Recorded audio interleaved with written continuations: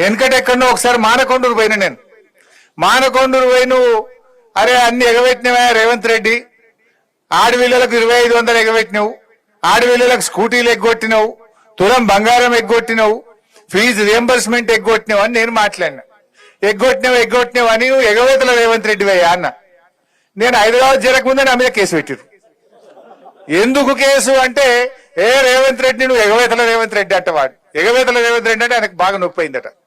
నువ్వు ఎగవేట్టినవు కనుక ఎగవేతల రేవంత్ రెడ్డి అన్న. ఇప్పుడు కోతలు పెట్టినావు కనుక కోతల రేవంత్ రెడ్డి అంటున్నా. ఇవాళ మళ్ళీ కేసు పెట్టాడో ఏమో నాకు డౌట్.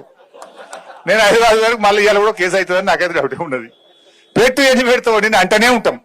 నువ్వు అన్ని ఇచ్చేదాకా, కోతలు బంధు పెట్టేదాకా, మా పటాన్చెరు రైతులకు రైతు బంధు ఇచ్చేదాకా నిన్ను కోతల రేవంత్ రెడ్డి అంటాం.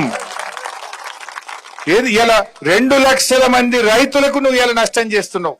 2 లక్షల రైతు కుటుంబాలకు ఇవాళ అన్యాయం చేస్తున్నటువంటి నిన్ను తప్పకుండా కోతల రేవంత్ రెడ్డి అనే పిలవాల్సి వస్తుంది. ఏం చేసిండ్రు రైతులు? నువ్వు ఏం ఉద్ధరించినావు? అసలు రైతులకు కేసీఆర్ చేసినంత పని ఈ భారతదేశంలో ఎవరన్నా చేసినారే? కేసీఆర్ వచ్చినాడు పొద్దున్న దాకా 3 గంటల కరెంటు, దొంగ రాత్రి 3 గంటల కరెంటు ఉండే. దాన్ని మార్చి బాయికాడ కూడా 24 గంటల నాణ్యమైన కరెంట్ ఇచ్చి చూపింది కేసీఆర్. ఈ భారతదేశంలో రైతుకు 24 గంటల కరెంటు ఉచితంగా ఇచ్చింది ఒకే ఒక్క పార్టీ, అది బీఆర్ఎస్ పార్టీ, గులాబీ జెండా. ఇవాళ దాన్ని ఇవ్వమంటే కూడా నువ్వు మళ్ళీ మోటార్లు కాలుతున్నాయి, ట్రాన్స్ఫార్మర్లు కాలుతున్నాయి. నువ్వు వచ్చినాక మున్పటి లెక్క క్వాలిటీ కరెంట్ వస్తలేదు.